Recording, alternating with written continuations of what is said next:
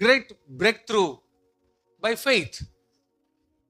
Moses chose God's will rather than to enjoy the fleeting pleasure of sin. பாவ சந்தோஷங்களை அனுபவிக்கதை பார்க்கிலும் ஜனங்களோடு அவருடைய துக்கங்களையும் வேதனைகள் சுமந்து கர்த்தரை சித்தத்தை செய்வதுதான் என்னுடைய இஷ்டம் என்று சொல்லி விசுவாசத்தினாலே தெரிந்து கொண்டாராம். ஒரு பெரிய தலைப்பு தான் அந்த இடத்துல போட்டுக்கிறேன்.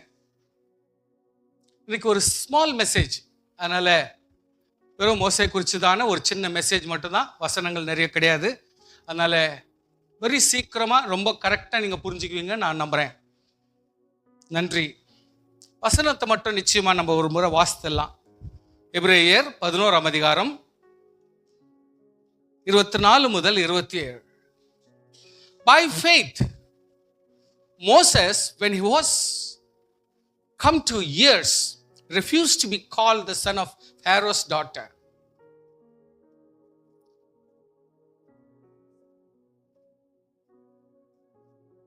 Choosing rather to suffer affliction with the people of God than to enjoy the pleasures of the sin for the season, esteeming the reproach of Christ greater riches than the treasures in Egypt. For he had respect unto the recompense of the reward. By faith he forsook Egypt, not fearing the wrath of the king. ಕನ್ನಡದಲ್ಲಿ ಓದಿ sir.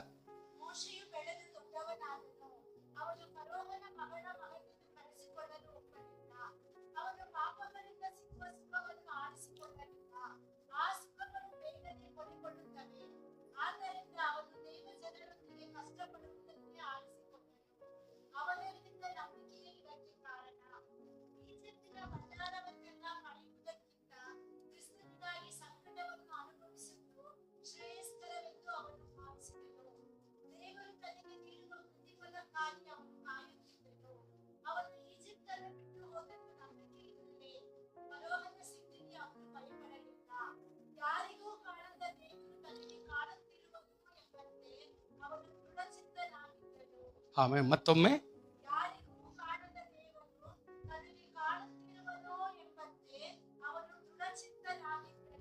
ஆமென். இப்போ தமிழில் வாசித்துக்கலாம். நம்ம படிக்க போறோம். அந்த message இப்போ start ஆகுது. விசுவாசத்தினாலே மோசே தான் பெரியவன் ஆனபோது, விசுவாசத்தினாலே மோசே தான் பெரியவன் ஆனபோது, இந்த இடத்துல கொஞ்சம் நம்ம எல்லாருமே கவனிக்கணும். பெரியவங்களாயிட்டா எல்லாத்துலேயும் கரெக்டாக இருக்கிறோம்னு நம்ம சொல்ல முடியாது. நம்ம பெரியவனாயிட்டோம், பெரியவங்களாக்குறோம், இதுதான் எல்லாரையும் பாதிப்புக்குள்ளாக்குது. எல்லாரையுமே வீழ்ச்சி செய்யறது அந்த ஒரு பிரச்சனை தான். நான் பெரிய ஆளுன்னு காட்டிக்கிறது, எனக்கு எல்லாம் தெரியுன்றது. இதனால தான் வீட்லேயே சண்டையும் வர்றது. ஒருத்தனுக்கு ஒருத்தர் சண்டை வர்றது அதுதான். உன்னை விட எனக்கு தெரியும்டான்றது. பொம்பளைங்க கூட அதே கதியில் தான் இருக்கிறாங்க. ஒருத்தன் பெரியவன் ஆனபோது என்ன ரியலைஸ் பண்ணணும்? வாழ்க்கையில ஒருத்தர் பெரியவர் ஆகும் பொழுது என்ன பெரியவன் ஆகணும், எதுல பெரியவன் ஆகணும், பெரியவன் ஆன பிறகு என்ன ஞானத்துல வரணும், எப்பேற்பட்ட அறிவுல வரணும், எப்பேற்பட்ட தியாகத்துல வரணும், எப்பேற்பட்ட அன்புல வரணும், எப்பேற்பட்ட பொறுமையில வரணும், எப்பேற்பட்ட தேவ கிருபையில வரணும். பெரியவன் ஆகிறது எதுக்கு? கண்டதெல்லாம் கத்துக்கணும், கண்டபடியெல்லாம் வாழ்றதா இல்ல. பெரியவன் ஆகிறது தேவனுடைய வசனத்தில் திடப்படணும், தேவனுடைய பேச்சில் திடப்படணும், ஜபத்தில் திடப்படணும், பொது அறிவில் கொஞ்சம் வளரணும், எப்படி பொதுவில் எல்லாத்தையும் அனுசரிக்கணுன்றத ஒரு மனசாட்சியில் கொண்டாடணும், குடும்பத்தை கண்டு பண்ணணும், என்னுடைய வேலையை கொஞ்சம் கவனத்தில் கொண்டாடணும், பொருளாதார காரியத்தில் எப்படி செய்யணும். திறமைகள் நம்மளுடைய பொறுப்புல இருக்குது.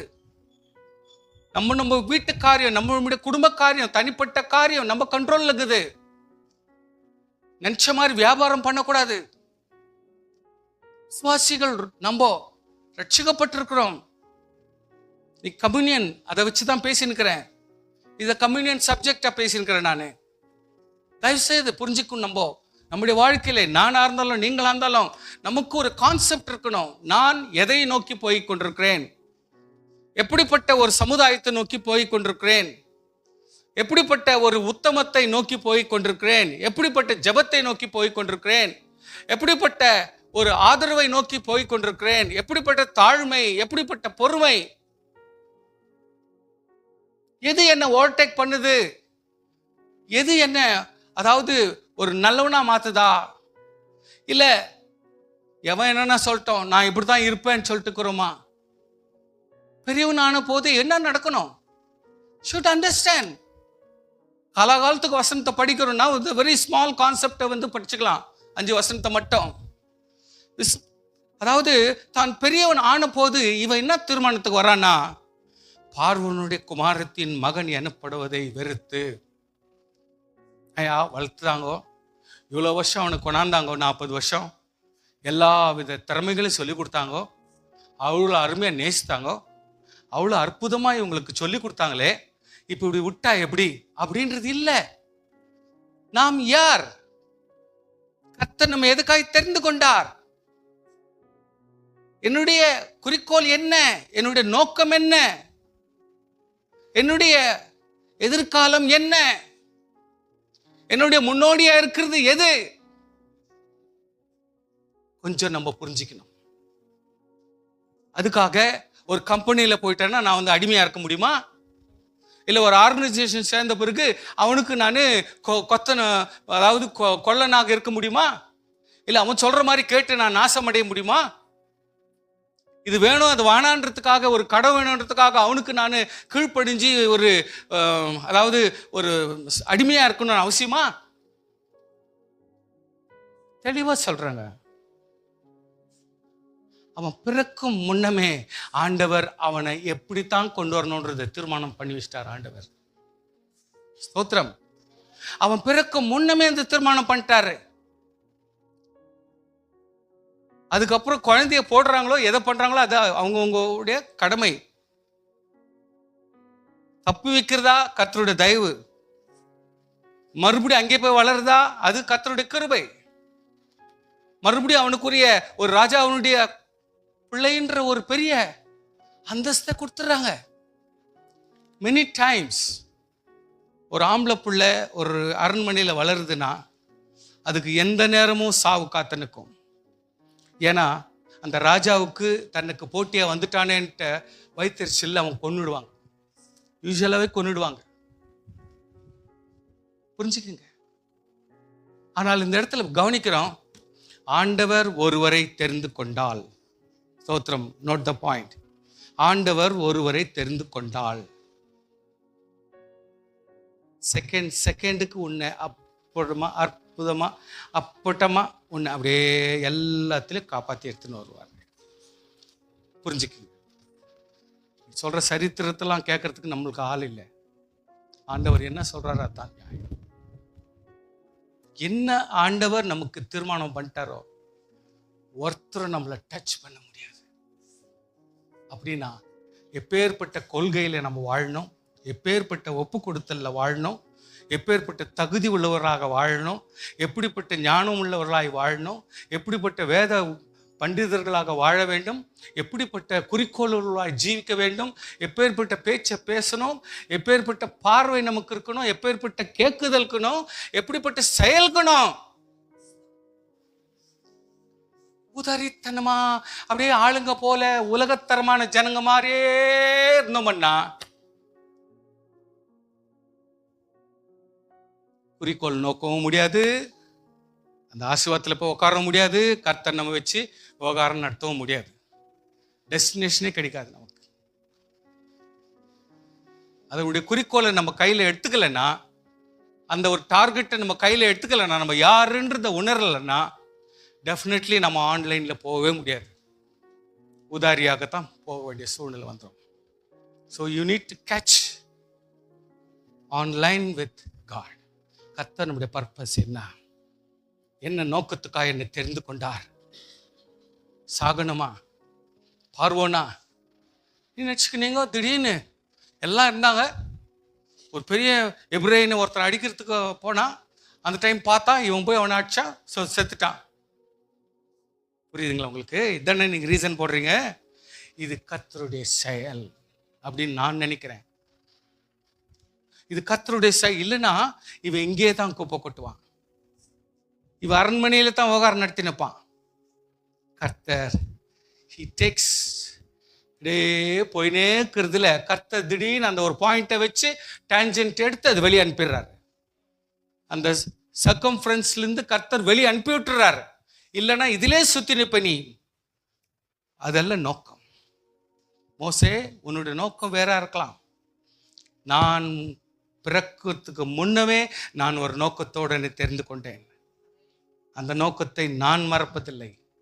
உனக்கு அந்த கன்சர்ன் இல்லாமல் போகலாம், அதை பற்றி எனக்கு கவலை இல்லை. ஆனால் உன்னை இங்கிருந்து தூக்கணும்னா நீயா வரமாட்டேன். அதனால் கர்த்தர் இப்படிப்பட்ட ஒரு பயத்தை உண்டு பண்ணி அங்கிருந்து கர்த்தர். So he gave us 40 years of training. விசுவாசியே, நம்மளாம் வாழ்க்கையில் எவ்வளோ அதிகமாக ட்ரைனிங் எடுக்கிறோமோ அவ்வளவு தான் நம்மளாம் தாழ்ந்து வருவோம். சில பேருக்கெல்லாம் ட்ரைனிங் கிடையாது, ஜாஸ்தி உதப்படலை, இன்னும் அடிப்படலை, பசி பட்டினி இல்லை, இன்னும் கொஞ்சம் கஷ்டம், வேர்வை சிந்தனை, அந்த மாதிரி பாதிப்பு இன்னும் வரல. அவங்களுக்கு உலகத்தினுடைய அருமை தெரியாது, பெற்றோருடைய அருமை தெரியாது, மற்ற ஜனங்களுடைய அருமை தெரியாது, மற்றவங்க யாருடைய அருமையும் தெரியாது. அவங்கெல்லாம் முன்னேறத்துக்கு வாய்ப்புகளே வராது. ஸோ கர்த்தருடைய பிள்ளைகள் எப்பொழுதுமே யோசிக்கணும், நமக்கு கர்த்தர் எவ்வளோ தூரத்துக்கு இன்டென்சிவ் ட்ரைனிங் கொடுக்குறாரோ அவ்வளோ தூரத்துக்கு தான் நம்மெல்லாம் பலனடைந்து முன்னேற முடியும். ப்ளீஸ், சில நேரத்தில் நின்றுக்கிறாங்க சில பேர், நான் இவ்வளோ கஷ்டம், நான் வாழ்க்கையில் இவ்வளோ வேதனை, நான் எங்கே போய் உட்காரணும், எங்கே வேலை கிடைக்குமோ, எங்கே சூழ்நிலை இருக்குமோ. சில பேர் அப்படியே சோதாவே இருந்துடுறது, ரிஸ்கே எடுக்கிறது இல்லை. போய் என்ன வேலை தேடினுவா, யாரும் கொடுக்கறதில்ல. இது சொல்லினே உட்காந்துக்குவாங்க. சில பேர் படிக்கிற அந்த படிப்புக்கு ஒரு வேல்யூ கொடுக்க மாட்டாங்க, ஒரு முக்கியத்துவம் கொடுக்க மாட்டாங்க. அந்த படிப்புக்கு பணத்தை கட்டினா கூட அதுக்கு தகுந்த அதாவது இம்பார்ட்டன்ஸ் கொடுக்க மாட்டாங்க. எதிர்காலத்தை குறிச்சுதான ஒரு வேதனை நமக்குள் வருதுல. எதிர்காலத்தில் நான் எப்படி இருப்பேன், எங்க அப்பாவோட நான் நல்லா சம்பாதிக்கணும், நான் இருப்பேனா, அந்த தாகம், அந்த வாஞ்சை, அந்த ஆசை, ஏக்கம், அது இருந்தா தான் ட்ரைனிங்கை ஏற்றுக்குவோம், கஷ்டத்தை ஏற்றுக்குவோம், வேதனையை ஏற்றுக்குவோம், நம்ம முன்னேறத்துக்கு வாய்ப்புகள் வரும். இல்லாவிட்டால் வராது.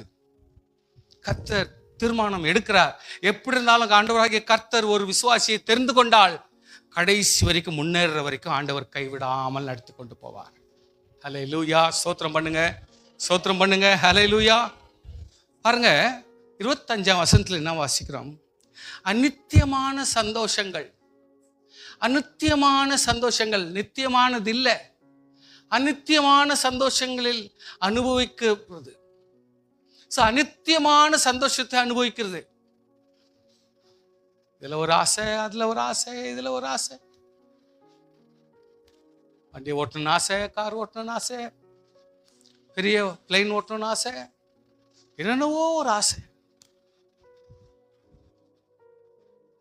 பல அநித்தியமான ஆசைகள் இந்த உலகத்துல காணப்படுது. மனம் நீங்க கவனிச்சு பாருங்க. நீங்க கேட்டுன்னு தாங்கிறீங்க, உங்களை அறியாத என்னென்னவோ தாட் உள்ள ஓடினே இருக்கும். அந்த மனசு ரொம்ப டேஞ்சர் பிடிச்சிது. உங்களே பைத்தியக்காரா மாத்திரும். ஏதோ யோசிக்கிறது, இங்க பேசினேங்கிறது வசந்த கேட்டுக்கு சோத்திரம் இருக்கும். டப்புன்னு பார்த்தா எங்கேயோ மனசு ஓடின்னு இருக்கும். ரொம்ப டேஞ்சர் பிடிச்ச மனசு.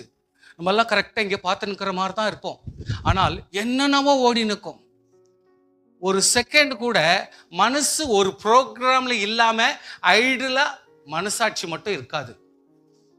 இதுல இல்லை, அதுல இல்லை, ஒன்று பாவத்தில் இல்லை, ஒன்று பரிசுத்துக்கு நேராக வரும். அதுக்கப்புறம் அப்படி ஏதோ ஒரு மாயமான திடீர்னு ஒன்று வந்துடும். அப்படி ஃபோட்டோலாம் கூட காட்டும், வீடியோலாம் கூட காட்டும், எல்லாத்திலும் ரொப்பி விட்டுரும். காலாகாலத்துக்கும் இதே கதி தான் நடந்து நிற்கும். கொஞ்சம் நம்ம கேர்லெஸ்ஸாக இருந்தோம்னா we are trapped out. We are trapped out. அதனால கர்த்தருடைய பிள்ளைகள் கொஞ்சம் நீங்க சிந்திச்சு தான் ஆகணும். அநித்தியமான சந்தோஷங்கள் நிறைய இருக்குது. அதுக்காக இதெல்லாம் அனுபவிக்க கூடாதுன்னு நான் சொல்றேன்னா இல்லை.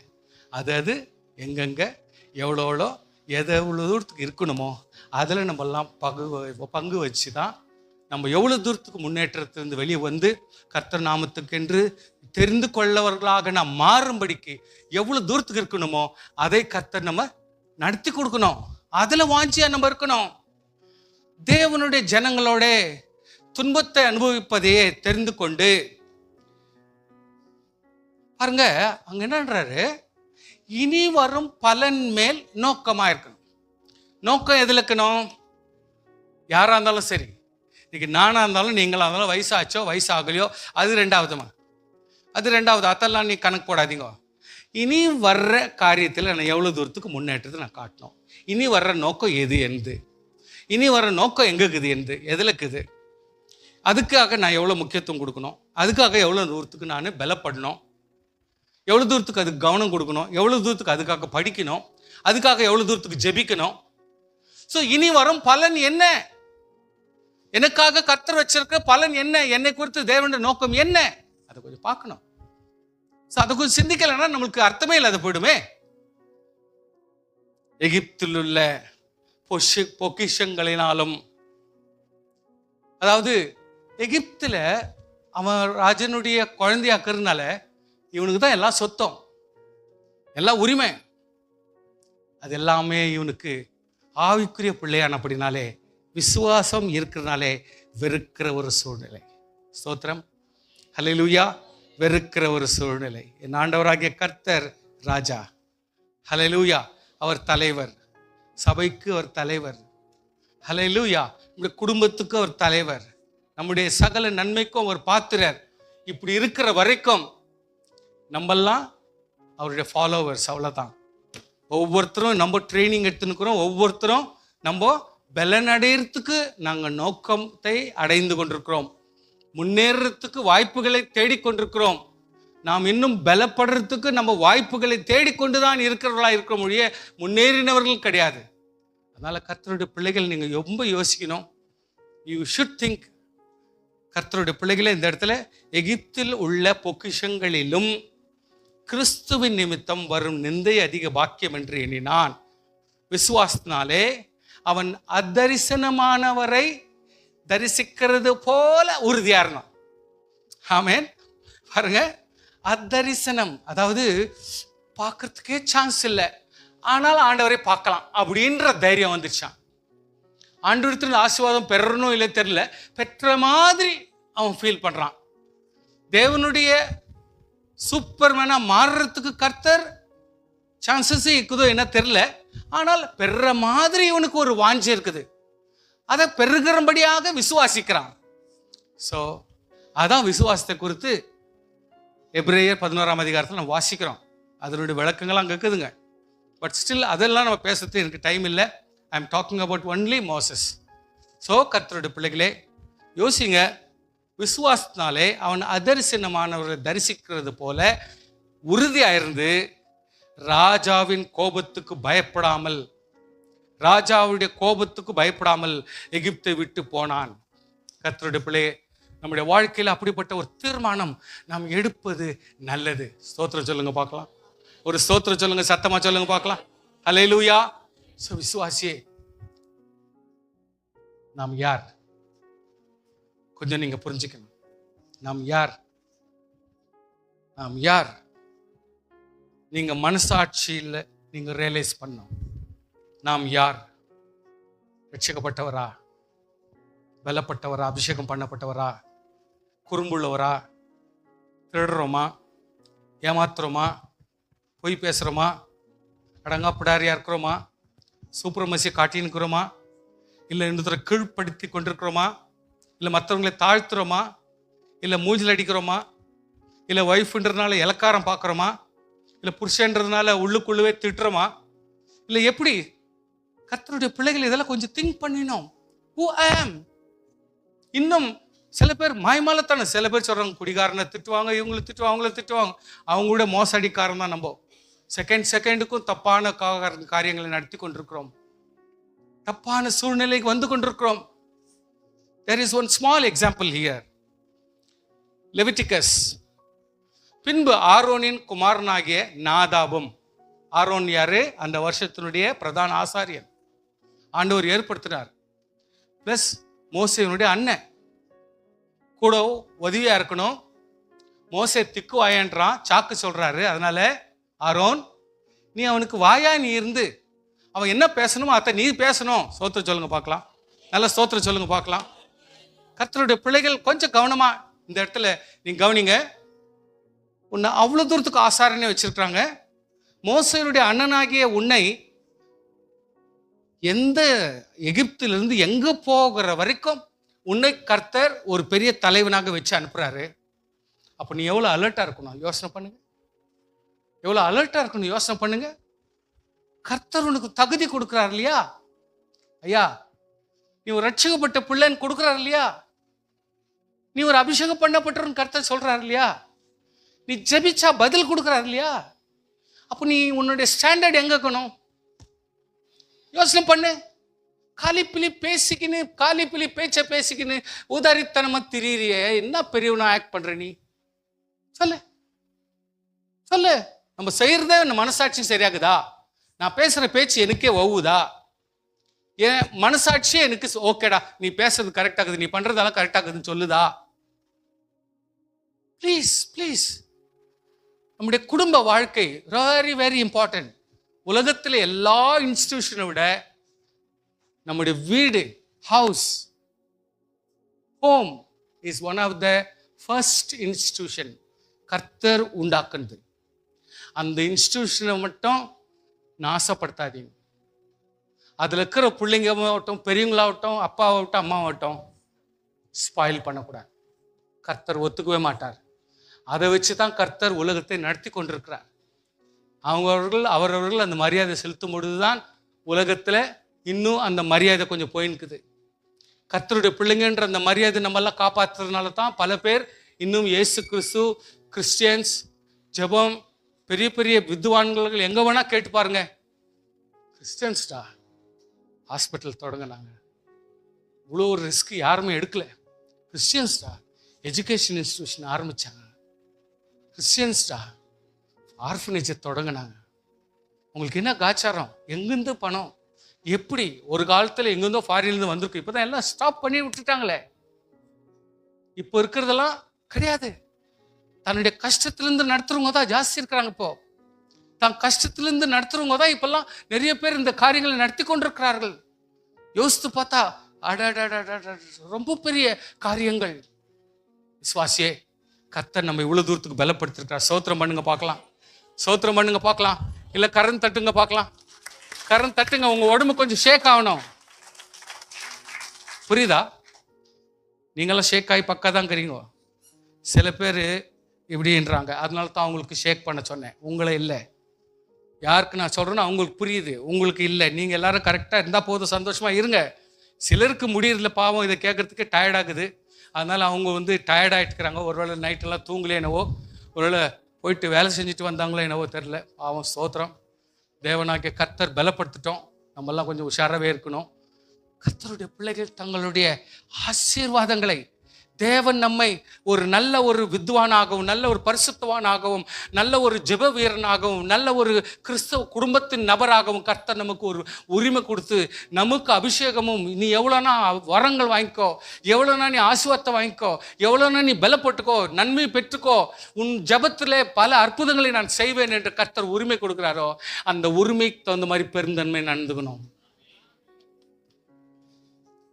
இன்ஸ்டால்மெண்ட்ல போய் நிற்கக்கூடாது. ஸ்பிரிட்ல ஜெபம் எப்பொழுதுமே ஆன்கோயிங்ல இருக்கணும். ஆவில் ஆன்கோயிங்ல இருக்கணும். நம்மளுக்கு புரியும் சார், நமக்கு புரியும். நம்ம எந்த நிலைமையில இருக்கு நம்மளுக்கு புரியும். புரியறதுல நீங்க சொல்லாதீங்க. அப்படி இருந்து கூட நம்ம வேடிக்கையா இருக்கக்கூடாது, தப்பு. சோ கர்த்தருடைய பிள்ளைகளை இந்த இடத்துல ஆரோனின் குமாரனாகிய நாதாவும் அபியும் தேவனுடைய ஆலயத்திலே பணிவிடை செய்யும்படி அவங்களுக்கு கர்த்தர் அதிகாரம் கொடுத்தார். அப்பப்போ ஆரோன் வந்து மோசே கூட போயிடுறான் ஊழியத்துக்கு. அங்கங்கே ராஜாவை பார்க்கறதுக்கும் பல விவகாரம் பார்க்கறதுக்கு போயிடுறான். இன்னைக்கு சபையில் நீங்கள் இருந்து வேலை செய்யணும்னு சொல்லிட்டு ஆண்டவர் தான் நியமித்து அவங்களுக்கு அபிஷேகம் பண்ணப்பட்டு போட்டாங்க. இங்கே என்ன ஆச்சுன்னா, எனக்கு கவனிங்க, நான் படித்து சொல்லிடுறேன், அப்புறம் நீங்கள் பார்த்துங்க. ஆரோனின் குமாரனாகிய அபிநாதமும் தன் ரெண்டு பேரும் அவங்கவுங்க தூப கலசத்தை எடுத்து அவைகளில் அக்கினியையும் அதன் மேல் தூப வர்க்கத்தையும் போட்டு கர்த்தர் தங்களுக்கு கட்டளை இடாத, நோட் த பாயிண்ட் ப்ளீஸ், கர்த்தர் நமக்கு கட்டளை இடாத அந்நிய அக்கினியை. What is that அந்நிய அக்கினி? What is that அந்நிய அக்கினி? தேவனுக்கு சித்தமில்லாத, தேவனுக்கு விருப்பம் இல்லாத, அவங்களோட மெத்தடாலஜி ராங் மெத்தடாலஜி, அவங்களுடைய ப்ராடக்ட் ராங் ப்ராடக்ட்.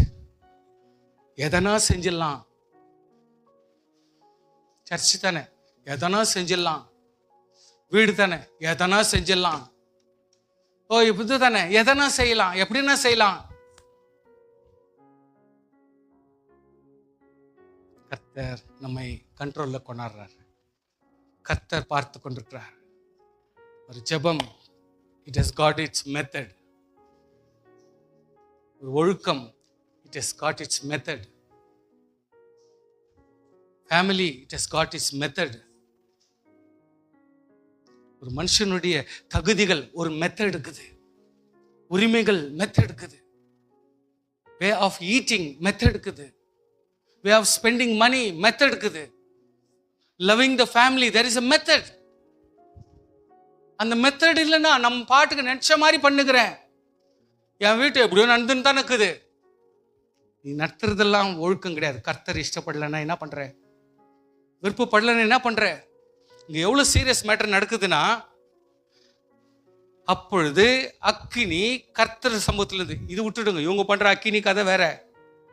ஆண்டவர் சமூகத்திலிருந்து அக்கினி வந்து அவர்களை பட்சித்தது. அவர்கள் கர்த்தரோட சந்நிதியிலே செத்து போயிட்டாங்க. இது வரைக்கும் அந்த மாதிரி கேள்விப்படல. நம்ம தேவாலயத்திலே பூஜாரிகள் அல்லது ஒரு ஆசாரியர்கள் இது வரைக்கும் சங்கிலி போட்டு இழுத்தாங்கோ அப்படி இப்படின்னு கேள்விப்பட்டோம். ஆனால் அந்த ஆதியாகமத்திலிருந்து இது வரைக்கும் செத்தவங்கன்றது யாரும் கிடையாது. வாலிப பசங்க பண்ணிட்டாங்க வேலை. அருமை தெரியணும், அவங்களுக்கு ரெஸ்பெக்ட் இருக்கணும். நமக்கு சான்ஸ் கொடுக்குறாங்களே, குடும்பத்தில் சான்ஸ் கொடுக்குறாங்கோ, சபையில் சான்ஸ் கொடுக்குறாங்கோ, சங்கத்தில் சான்ஸ் கொடுக்குறாங்கோ, காலேஜில் சான்ஸ் கொடுக்குறாங்கோ, சமுதாயத்தில் சான்ஸ் கொடுக்குறாங்கோ, தனிப்பட்ட இடங்களில் சான்ஸ் கொடுக்குறாங்கோ. பெருந்தன்மையாக நடந்துக்கணும். கற்றவர்களாய் பலப்பட வேண்டும். அதில் உள்ள தீர்மானங்களையும் அதனுடைய கோட்பாடுகளையும் சீர கற்றுக்கொண்டு செயல்பட வேண்டும். இல்லாவிட்டால் கர்த்தர் ஒத்துக்கொள்ள மாட்டார். ஸ்தோத்திரம், ஹல்லேலூயா. ஸோ எதை செய்தாலும் அதை நம்ம கிரமத்தோடு செய்யலாவிட்டால் we are obligated to obey.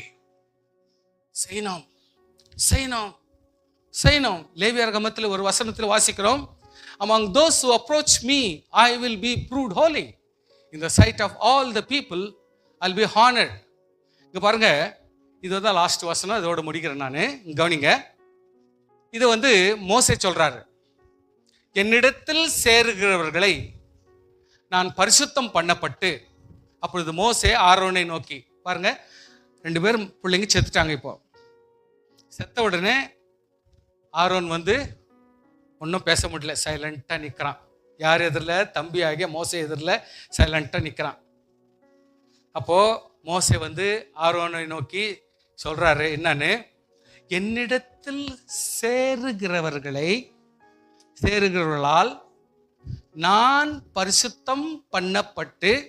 That means ஒரு விசுவாசி பரிசுத்தத்தில் குறைச்சலாக்குறாரா இல்லை ஒருத்தர் மேன்மையாக இருக்கிறாரா, அது 2வது விஷயம். 2 பேரும் ஒன்றா சேரும் பொழுது 2 பேருமே ஆண்டவர் சமூகத்தில் பரிசுத்தவான்களாய் மாறி. ஸ்தோத்திரம், புரியுதா? சோத்திரம் பண்ணுங்க. இது வந்து ரொம்ப ஆழமான ஒரு சத்தியம். இது 2 பேரும் ஒன்றா சேர்ந்து 2 பேருமே பரிசுத்தவான்களை மாறி இவங்களோட வேற யார் சேர்ந்தாலும் சரி எல்லாருக்குமே ஒரு மகிமையும் மேன்மையும் ஆசீர்வாதத்தை கொடுக்குற ஒரு சந்தர்ப்பம் வருது. புரிஞ்சுங்க. ஏன்னா இந்த வசனங்கள்லாம் நம்ம அவ்வளோ யூஸ்வலாக படிக்கிறதில்ல, படித்தா கூட நம்ம புரியறதில்ல.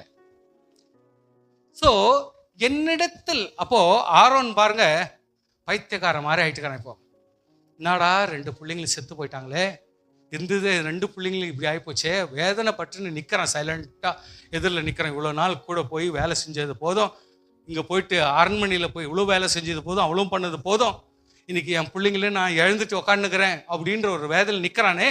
அந்த செகண்டில் அந்த நேரத்தில் இவன் என்ன சொல்கிறாருன்னா, என்னிடத்தில் சேருகிறவர்களால் நான் பரிசுத்தம் பண்ணப்பட்டு சோத்திரம்.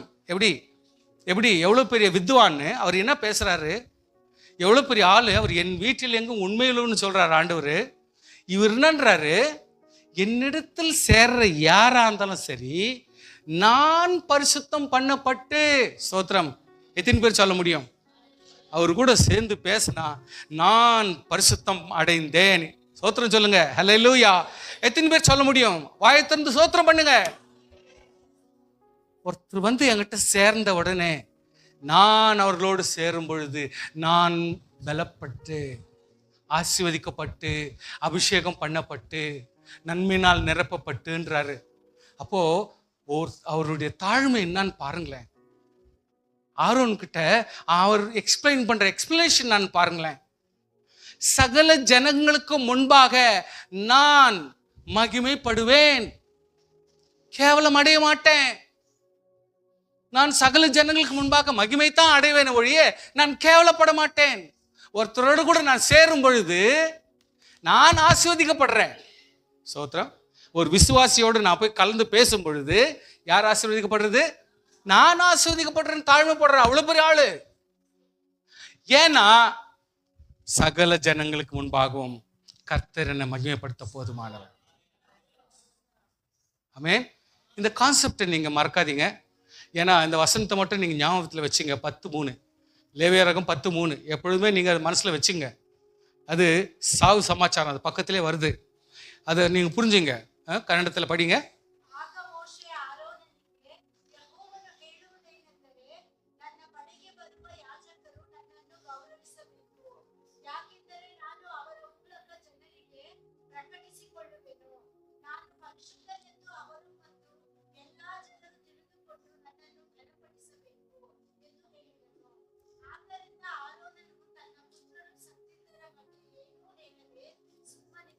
அதனால இப்போ ஆரோன் என்ன பண்ணிட்டாருன்னா இந்த விஷயத்தை எதுவுமே பேசாம கன்னடத்தில் இன்னும் கொஞ்சம் எக்ஸ்பிளனேஷன் வேற மாதிரி கொடுத்துருக்குறாங்க. அதாவது என்னை நீங்கள் நான் சொல்கிறத கேட்கணும், நீங்கள் பலப்படணும், நீங்கள் மகிமைப்படுத்தணும், நானும் மகிமைப்படுத்துவேன், என் வார்த்தைக்கு நீங்கள் கீழ்ப்படிங்க அப்படின்ற ஸ்டேட்டஸில் கன்னடத்தில் சொல்லுது. ஆனால் இந்த இடத்துல தமிழில் வந்து ரொம்ப அழகாக அவங்க என்னன்றாங்க, தாழ்மைக்கு தக்கதாக அந்த இடத்துல பேசப்படுது. ரொம்ப சிம்பிளாகவும் பேசுகிறாரு. ஆனால் இந்த இந்த விஷயம்னா ஆரோன், நான் அதை சின்னதாக போட்டுட்டேன். ஆரோன் பேசாமல் இருந்தான். பேச வாய் அடிச்சு போச்சு. அவனுக்கு ஒன்றும் பேசுறதுக்கு வாய்ப்பு இல்லை. ஸோ விசுவாசிகள் எப்பொழுதுமே நம்முடைய வாழ்க்கையில் நம்ம ஒரு விசுவாசிகளை சந்தித்தால் அவர்களால் எனக்கு ஒரு ஆசீர்வாதம் உண்டாகுது அப்படின்னு நினைக்கணும். ஒரு விசுவாசிகளை சோத்திரம் சார், சோத்திரம் சிஸ்டர், சோத்திரம் பிரதர் அப்படின்னு பொழுது அவங்களால எனக்கு ஒரு பிளெஸ்ஸிங் கிடைச்சிச்சு, ஒரு சந்தோஷமான ஆட்களை பார்க்கும்பொழுது அவங்களுடைய ஆசீர்வாதம், ஆவிக்குரிய ஆசீர்வாதம் என்கிட்ட வந்து உக்காந்துருச்சு அப்படின்னு நினைக்கிறாங்க. ஸோ கர்த்தருடைய பிள்ளைகளே, நம்முடைய வாழ்க்கையில் இப்படிப்பட்ட ஒரு சந்தர்ப்பம் நமக்கு இருந்தால் மட்டும்தான் ஆசீர்வாதம், இல்லாவிட்டால் பிரயோஜனமே இல்லை. ஸோ இந்த இடத்துல மோசே என்ன பண்ணுறாரு, கர்த்தர் சமூகத்தில் ஜனங்களெல்லாம் கூட்டி சேர்த்து, அப்பொழுது மோசே இந்த இரத்தத்தில் பாதி எடுத்து அங்கே இருக்கிற பனிமுட்டுகள், சர்ச்சில் இருக்கிற அந்த ஆலயத்தில் இருக்கிற எல்லா பனிமுட்டு மேலே ஊத்துறாரு. பாதி இரத்தத்தில் பலிபீடத்தில் தெளித்து உடன்படிக்கையின் புஸ்தகத்தை எடுத்து ஜனங்கள் காது கேட்க வாசித்து அவர்கள் கர்த்தர் சொன்னது எல்லாம் செய்து கீழ்ப்படிந்து நடப்போம் என்றார்கள். ஸோ கர்த்தரோட பிள்ளைகளே, அந்த பழைய ஏற்பாடில் ஒரு கம்யூனியன் எங்கடா நடந்துச்சுன்னா இதுதான் இது. கம்யூனியன் எங்கப்பா நடந்துச்சு ஓல்ட் டெஸ்டமெண்ட்ல அப்படின்னாக்கா, this is what the communion. இந்த இடத்துல மோசே நடத்துறாரு. எக்ஸோடஸ், யாத்ராகமம், விமோச்சன காண்ட 24 அத்தியாயம் 5-7 வசனம் கர்த்தருடைய கம்யூனியன் சர்வீஸ் அங்க நடக்குது. சுத்திகரிக்கிறார். கான்செப்ட் என்ன? Concept of communion is to, அதாவது சுத்தகரத்துக்காகத்தான் மெயின் ஏம். அதை கண்டிப்பா இதை செய்யறாங்க. அதை கொஞ்சம் புரிஞ்சுக்கின்னு நம்முடைய வாழ்க்கையில இந்த திருவிருந்துன்றது ஏதோ ஒரு பிரெட்டையும் திராட்சை சாப்பிட்றதுன்றது இல்லை. கர்த்தராகிய தேவனுக்குள் நம்முடைய சரீரம், ஆத்மா, ஆவி, இந்த மூன்றிலும் நாம் சுத்திகரிப்பை பெற்றுக்கொள்வது தான் இதனுடைய முக்கிய கான்செப்ட்.